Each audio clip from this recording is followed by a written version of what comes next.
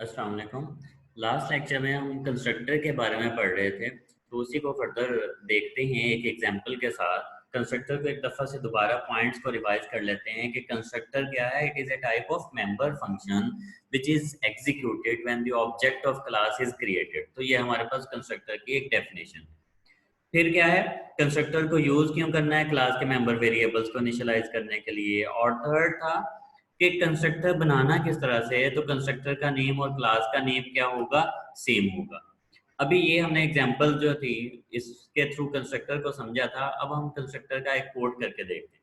तो क्लास है हमारे पास con, सपोज कौन के नेम से, जो कि हम कंस्ट्रक्टर बनाने के लिए यूज करेंगे।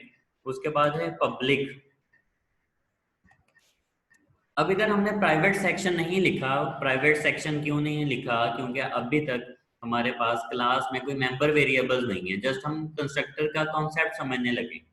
और हमने लास्ट लेक्चर में भी देखा था कि constructor should be declared in public section. ठीक है, तो कंस्ट्रक्टर को हमने किधर बनाना है, पब्लिक सेक्शन में। अब कंस्ट्रक्टर बनाने की पहली प्रॉपर्टी थी कि कंस्ट्रक्टर की कोई भी रिटर्न टाइप नहीं होगी। वॉइड, इंटीजर, फ्लोट, इस तरह की कोई भी रिटर्न टाइप कंस्ट्रक्टर की नहीं होती। Constructor does not return any value.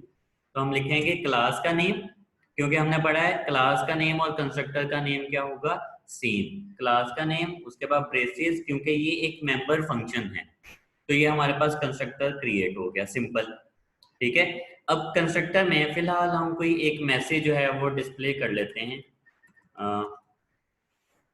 Object created. Constructor कब कॉल होता है, जब हम क्लास का ऑब्जेक्ट क्रिएट करते हैं।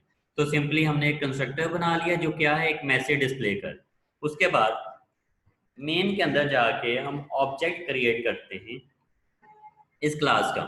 कि ये देखने के लिए क्या आया कि वाकई ही जब हम क्लास का ऑब्जेक्ट क्रिएट करते हैं तो कंस्ट्रक्टर कॉल होता है। तो क्लास नेम और ऑब्जेक्ट नेम, तो क्लास का नेम और मैंने ऑब्जेक्ट नेम दे दिया। अब जब हम प्रोग्राम एग्जीक्यूट करेंगे तो बाय डेफिनेशन स्क्रीन पे एक दफा ऑब्जेक्ट क्रिएटेड डिस्प्ले होना चाहिए। क्यों, क्योंकि हमने कहा था कंस्ट्रक्टर एक मेंबर फंक्शन तो है, लेकिन इसको कॉल नहीं करना पड़ता। ये कब कॉल होता है, जब हम क्लास का ऑब्जेक्ट क्रिएट करते हैं। तो F11 आप प्रेस करेंगे तो अगर आप देखें स्क्रीन पे हमें आउटपुट डिस्प्ले होगी ऑब्जेक्ट क्रिएटेड, जबकि हमने इस मेंबर फंक्शन को कॉल नहीं किया। तो ये कॉल कैसे हुआ, automatically when we created object of this class.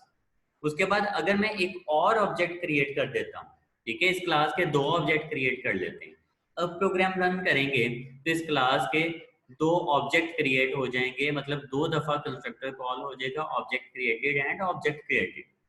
It means कि जब जब हम क्लास का ऑब्जेक्ट क्रिएट करते हैं तब तक ये कंस्ट्रक्टर जो मेंबर फंक्शन है ये कॉल होता रहता है। तो जितनी दफा आप ऑब्जेक्ट क्रिएट करोगे उतनी दफा क्या होगा, ये वाला मेंबर फंक्शन कॉल होता रहेगा। तो इस तरह से हम कंस्ट्रक्टर जो है वो क्रिएट कर सकते हैं। अब लास्ट एग्जांपल में अगर इधर हम देखते हैं तो हमने कहा था कि कंस्ट्रक्टर को यूज क्यों करते हैं। It is use to initialize class member variable. Constructor class के मेंबर वेरिएबल्स को इनिशियल वैल्यू देने के लिए यूज होता है, ताकि अगर हम उसमें इनपुट ना भी लें। अब देखिए सपोज के मार्क्स हैं। अब मार्क्स, अगर सब्जेक्ट के मार्क्स कोई नहीं है तो सब्जेक्ट के मार्क्स बाय डिफॉल्ट क्या होंगे, जीरो। ठीक है, कि अभी तक सब्जेक्ट के मार्क्स एंटर ही नहीं किए गए, तो बाय डिफॉल्ट उसके मार्क्स क्या होंगे, जीरो।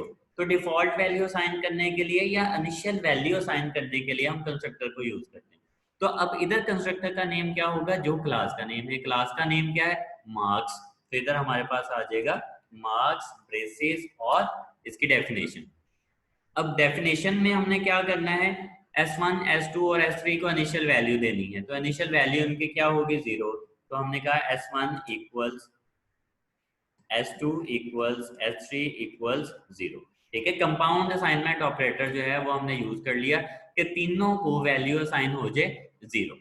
अब इधर आके हमने लास्ट लेक्चर में कहा था कि अगर हम इनपुट नहीं लेते तो बाय डिफॉल्ट आंसर क्या आना चाहिए, जीरो। अब कंस्ट्रक्टर से पहले अगर हम इधर से कंस्ट्रक्टर को रिमूव कर देते हैं और प्रोग्राम को रन करते हैं तो आंसर क्या आ रहा है, कोई गार्बेज वैल्यू।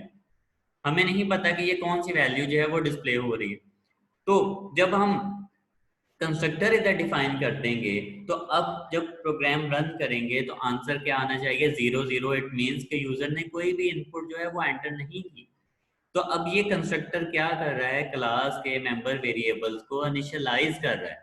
और इनिशियलाइज करने का क्या मतलब होता है, वेरिएबल को उसकी इनिशियल वैल्यू बताना, ये वेरिएबल स्टार्ट किधर से हो रहा है। तो इस तरह से हम जो कंस्ट्रक्टर है उसको यूज करते हैं क्लास के मेंबर वेरिएबल्स को इनिशियलाइज करने के लिए।